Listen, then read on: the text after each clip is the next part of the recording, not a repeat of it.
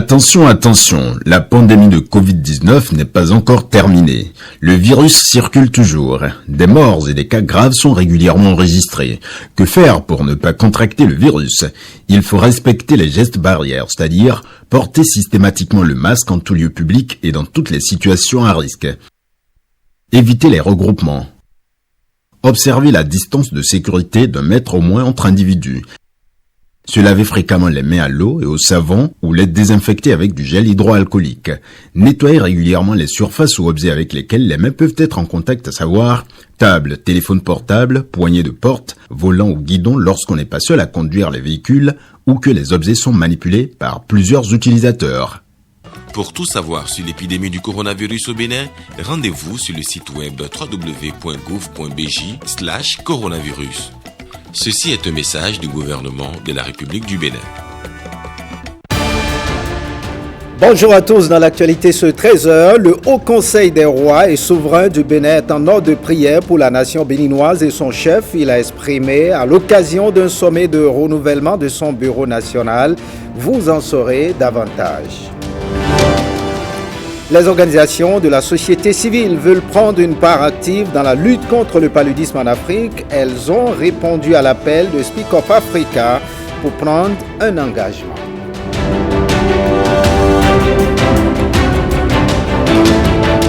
Et puis, financement de l'art et de la culture, le fonds de bonification sera bientôt une réalité. Vous entendrez à cet effet le directeur général du Fonds des arts et de la culture.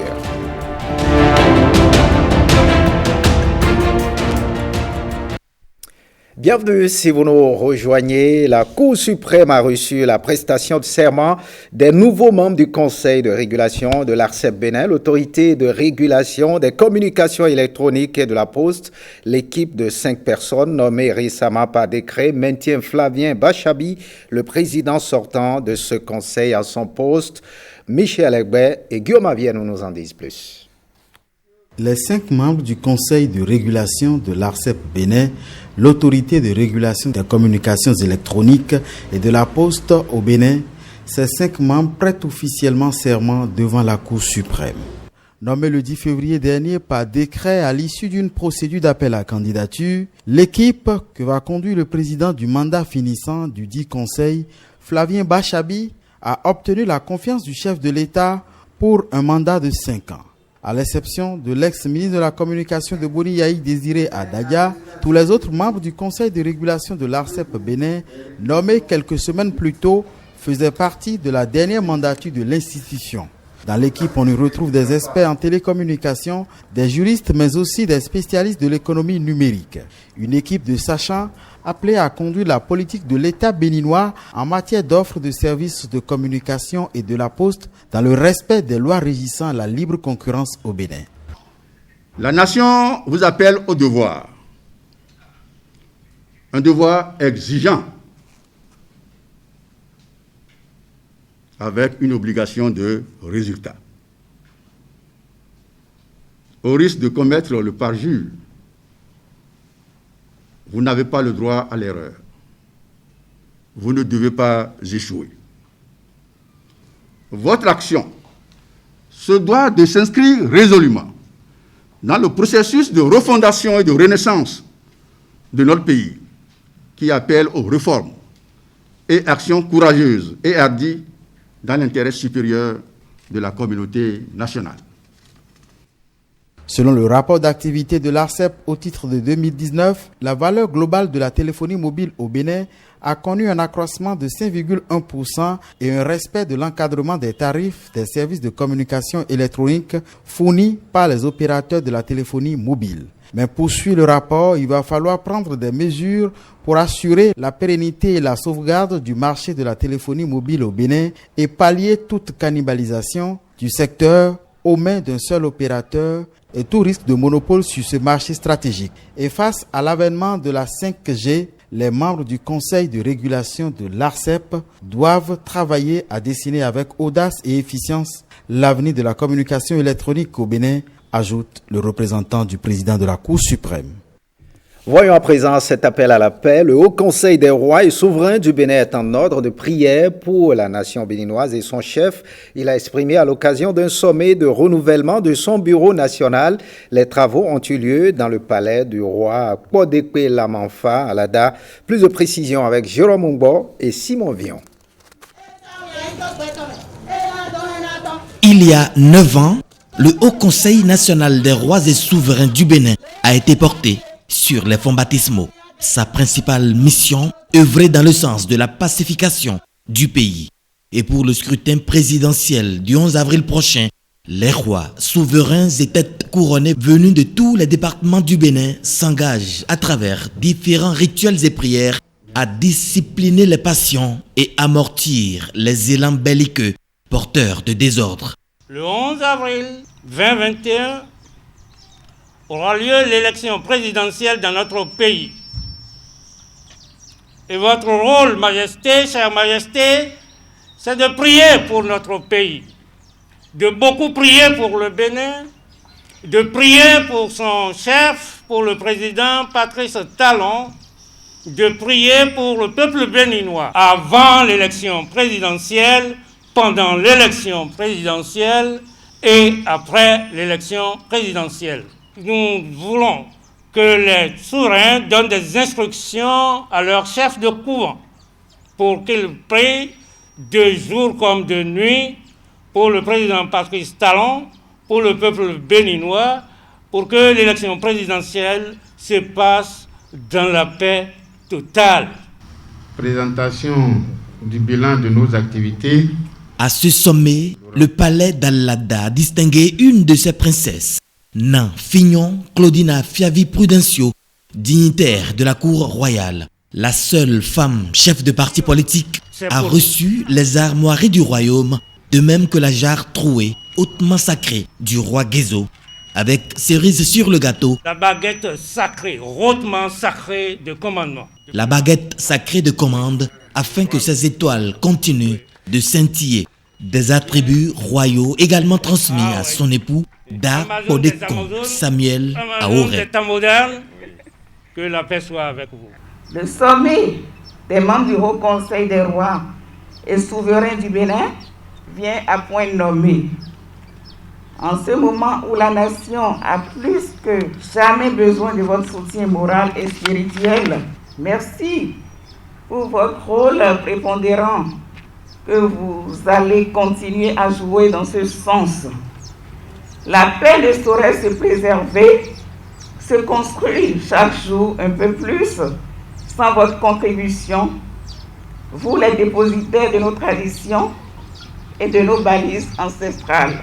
Cette contribution des dépositaires que vous êtes de notre organisation traditionnelle structurée est d'autant plus importante que le président Patrice Talon a donné la preuve suffisante depuis avril 2016 que notre pays a enfin retrouvé le chemin de son vrai développement.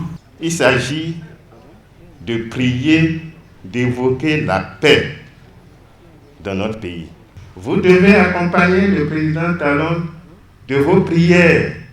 Maintenez cette paix, parce que rien de bon, rien de durable ne peut se faire sans la paix. Le passage de la double princesse à ce sommet du Haut Conseil des rois du Bénin vient clôturer la tournée nationale de son parti, l'Union démocratique pour un Bénin nouveau, avec ce message précieux aux populations de tout le Bénin. La violence détruit. La violence amène la pauvreté totale. Donc je souhaiterais que mes frères et sœurs du Bénin privilégient la paix. Si quelqu'un leur demande de se mettre dans la rue, qu'ils refusent systématiquement. Le sommet a abouti au renouvellement du bureau national du Haut Conseil des rois du Bénin. Sa Majesté Kpodekpe Lamanfa Toyi Djigla continue d'en assurer la présidence. Le roi de Neki, Sa Majesté Sabi Naina III, est président d'honneur de ce bureau de 21 membres, dont le secrétariat général est assuré par Sa Majesté Gwangoro Swambu, roi de Kika. Haut Conseil des rois du Bénin.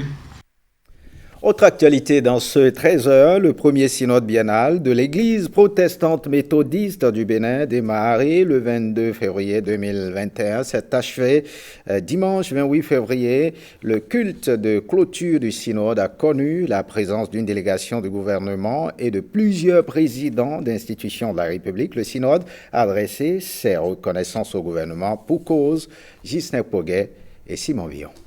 Au nom de Jésus-Christ. Un synode qui s'achève avec une forte présence du gouvernement. Un synode qui a connu la consécration de 7 nouveaux pasteurs. Allez, faites de toutes les nations des disciples. Ils sont envoyés dans le champ du Seigneur pour la moisson, accompagnés de la parole du prophète. L'Esprit de l'Éternel est sur moi. L'Assemblée a prié pour que l'Esprit fasse de ces nouveaux missionnaires des instruments de sa paix. En ce dimanche, jour du Seigneur, on a fait le bilan des travaux du synode, des travaux à caractère institutionnel, religieux, sociologique et sociopolitique. Le synode s'est penché sur le climat sociopolitique de notre pays, le Bénin. Le représentant du chef de l'État explique la présence de la forte délégation du gouvernement. Notre présence s'explique par l'intérêt que le gouvernement porte à tous les citoyens, tous les Béninois, à toutes les confessions religieuses, et en particulier l'Église protestante méthodiste du Bénin, qui était en crise il y a quelques années, et que le président de la République a réconcilié. Ce fut un exploit. En témoignage de reconnaissance, le président est invité régulièrement aux manifestations importantes et déterminantes. Et notre présence est d'autant plus nécessaire que nous abordons une période sensible où nous avons besoin de beaucoup de prières pour accompagner les Béninois vers l'élection présidentielle que nous voulons apaiser. Le mémorandum qui a été lu, la lettre du synode, est d'ailleurs édifiante, puisque en 3 points, cette lettre aborde et salue les efforts du président de la République et de son gouvernement pour le bien-être des populations, les efforts et les appels à la paix qui sont lancés afin que notre processus électoral se déroule de manière apaisée, et l'espérance que l'Église protestante méthodiste du Bénin, à l'instar de beaucoup d'autres confessions religieuses, place dans la dynamique amorcée. Alain Orunla est porteur d'un message du président de la République. C'est un message d'encouragement, de paix, de félicitations et de féliciter, parce que la réconciliation a porté ses fruits. Cela fait maintenant plus de 2, voire 3 ans que l'Église protestante est réconciliée. Donc les messages de félicitations, d'encouragement du président de la République à l'endroit de cette Église, de ses dirigeants et à l'endroit de tous les Béninois que nous invitons une fois de plus à être sereins, tranquilles et à aller accomplir leurs devoirs et leurs droits civiques le 11 dans la paix, dans la quiétude, en observant les gestes barrières. Des fidèles de l'Église ont été distingués en reconnaissance de leurs actes de générosité envers l'Église protestante méthodiste du Bénin. Le prochain synode biennal, le 2e, se tiendra en 2023.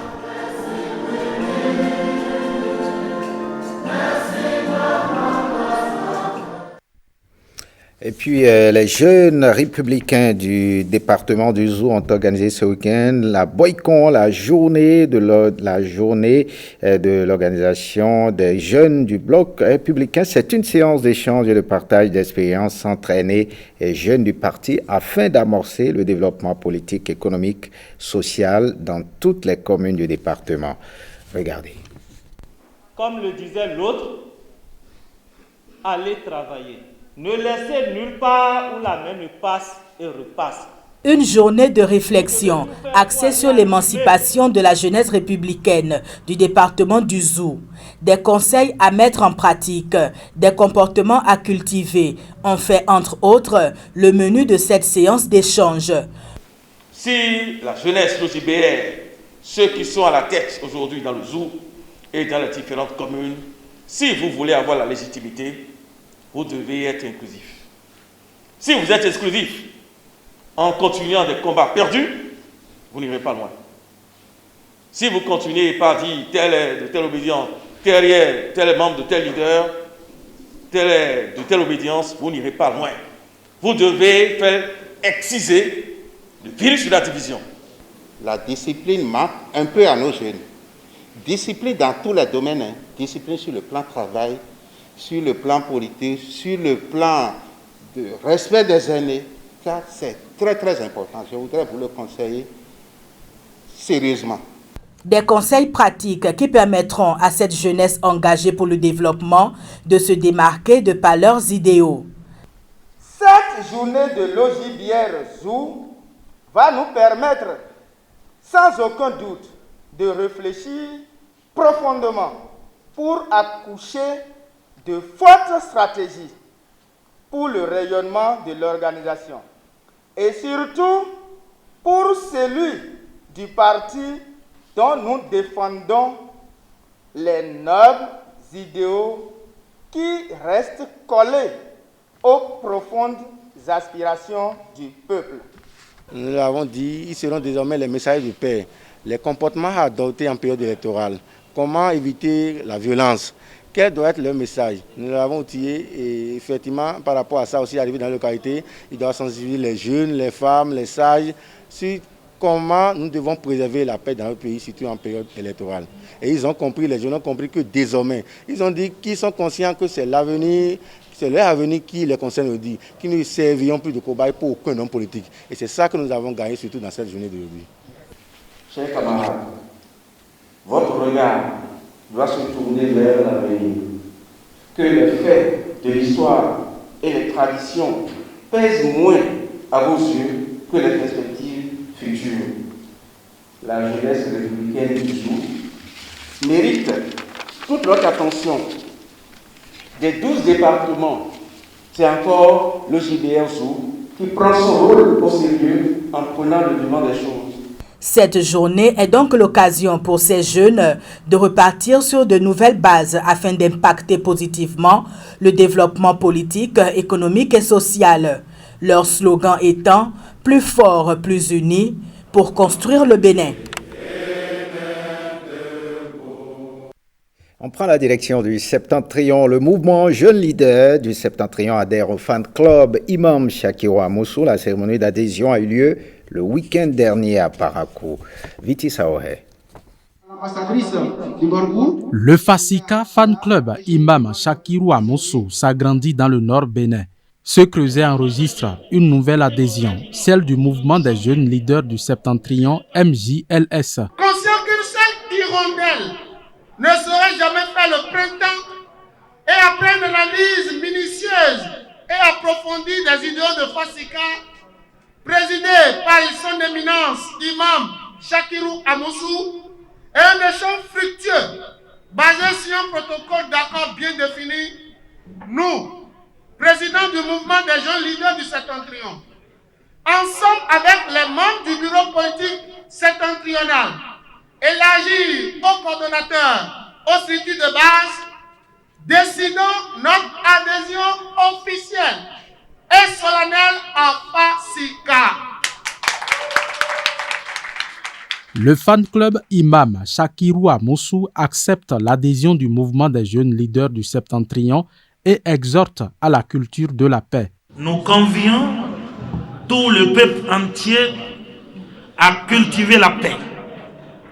Prenons les pardons réciproques, la fraternité et la charité.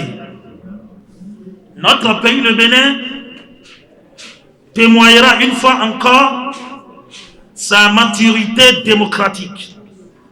Chers jeunes, pensons à notre avenir, notre destinée et nos descendants afin de ne jamais céder aux actes de violence et de troubles. En réponse à cette exhortation, le mouvement des jeunes leaders du Septentrion s'est engagé à travailler pour la consolidation de la paix dans la région septentrionale du Bénin. Votre présence de ce jour témoigne la détermination de la jeunesse consciente à œuvrer inlassablement pour son indépendance politique, économique et sociale. Des remerciements sont adressés au gouvernement du président Patrice Talon. Et puis en vue de répondre aux contraintes qui affectent le fonctionnement normal des organes de contrôle de l'ordre administratif au Bénin, le gouvernement a mis en place un nouveau cadre institutionnel. Les membres de ce nouveau cadre institutionnel ont été conviés à une session de sensibilisation, une session qui va leur permettre d'en savoir davantage sur leur mission. Rebecca Kenjaoune. Le dispositif mis en place ici est un accélérateur de performance de l'administration, un levier pour lever les contraintes qui affectent le fonctionnement normal des organes de contrôle de l'ordre administratif au Bénin. C'est un nouveau cadre institutionnel qui a permis d'installer au sein de chaque ministère 2 comités, un comité chargé de la maîtrise des risques et un comité d'audit. Le premier comité donc veille à aider les dirigeants, les managers à pouvoir identifier les risques et à organiser comment les atténuer, comment les éviter, comment les prévenir. Et le second comité a vocation à superviser le travail du premier comité. Il travaillera sur la base de la carte pour valider les plans d'audit, c'est-à-dire les priorités d'audit à faire. Et il faut dire ici que les audits sont vus dans le sens où c'est l'évaluation des dispositifs qui sont mis en place pour maîtriser les risques. Mais pour jouer pleinement leur rôle, chacun des membres de ces 2 comités doit nécessairement maîtriser la mission qui lui est assignée. C'est tout l'intérêt de cette session dédiée aux enjeux de cette réforme par les bons soins d'un consultant international recruté par la délégation de l'Union européenne au Bénin. Les membres des comités et ministres en sont édifiés. C'est un instrument nécessaire pour nous, utile. Et c'est le reste de nous habituer à nous en servir pour avoir de meilleurs résultats. Je crois que j'ai bien intégré ça et je promets aider tous les 2 comités qui sont au niveau de mon ministère pour qu'ils soient vraiment très actifs. Développer des relations avec ces comités-là et surtout ces personnes extérieures qui, a priori, devraient avoir un regard plus objectif, plus indépendant et moins impliqué, va nous aider à anticiper davantage et à maîtriser ces risques-là. Donc c'est très intéressant pour nous. Ces comités existent donc pour améliorer l'organisation des ministères, mais aussi pour sanctionner en cas d'irrégularité relevée lors des contrôles. Voyons ces engagements. Les organisations de la société civile veulent prendre une part active dans la lutte contre le paludisme en Afrique. Elles ont répondu à l'appel de Speak of Africa pour prendre un engagement afin que l'objectif zéro paludisme poursuivi par les gouvernants soit atteint. Le point de la cérémonie d'ouverture de l'atelier avec Jean-Claude James. Zéro palu au Bénin.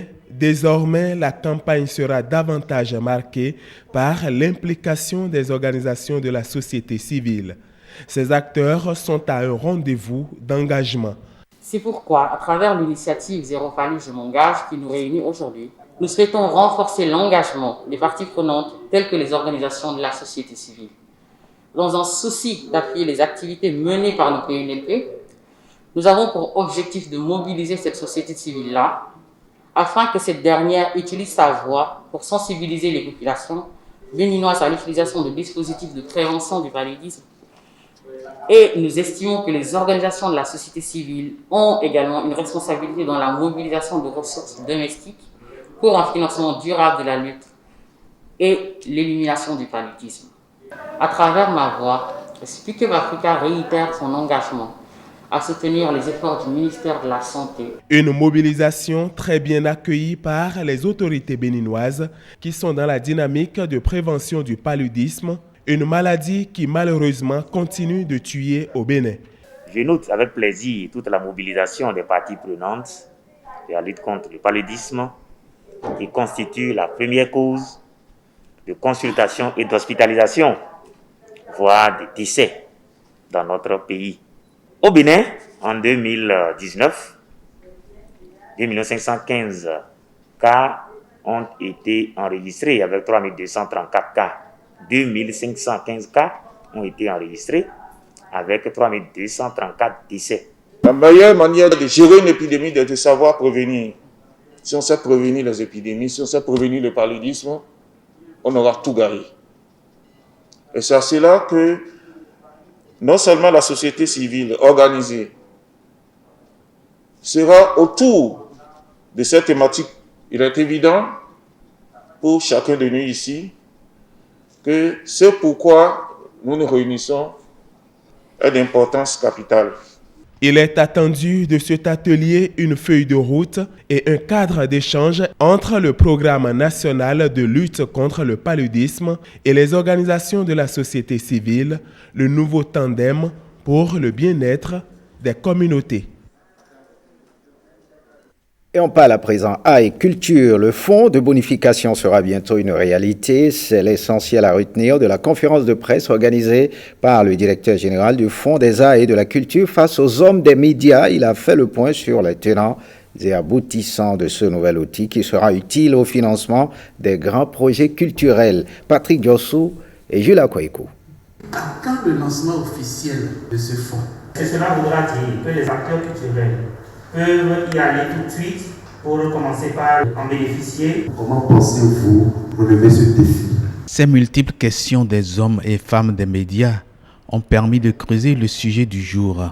Le projet du fonds de bonification, une des réformes phares du secteur culturel pour le compte du premier quinquennat du chef de l'État, le président Patrice Talon. On est à l'espace Baflora de Cotonou, où cette conférence de presse a permis d'en savoir un peu plus sur ce fonds de bonification destiné aux entrepreneurs et promoteurs culturels. Le fonds de bonification ne concerne pas directement les créateurs des œuvres d'esprit. Le fonds de bonification, par exemple, ne concerne pas un plasticien, ça ne concerne pas un musicien, ça ne concerne pas un comédien. C'est pour les entrepreneurs.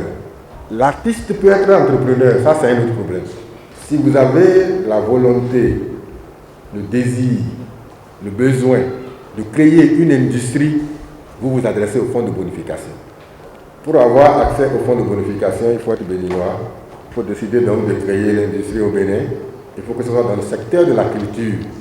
Ce fonds de bonification est un couloir de facilitation des prêts dans les banques, avec pour finalité la célérité des financements pour les créations d'industries culturelles, sans le frein du refrain des garanties. Surtout pour les promoteurs culturels qui avaient du mal à boucler le financement de leurs projets à gros budget. Lorsque l'État décide de faciliter l'accès au financement, ça suppose que l'État a connaissance de ce que les requérants n'ont pas toujours de quoi garantir pour obtenir des prêts. Tout a été mis en place pour que tout se passe dans la transparence et surtout dans le succès éclatant.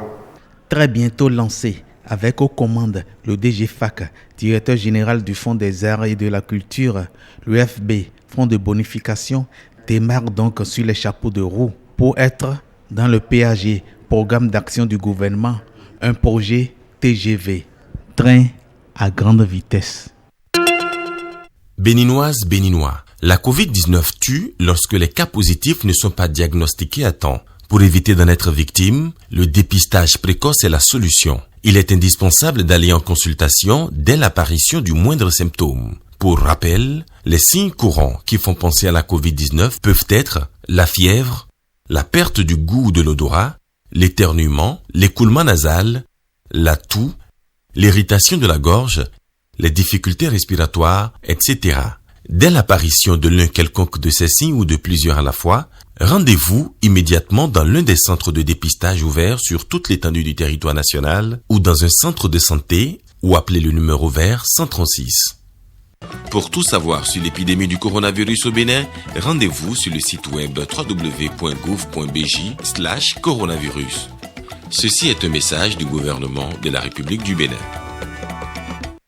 Ce journal serait fait. Merci de l'avoir suivi. Bonne suite des programmes sur l'ORTB. Passe en vous.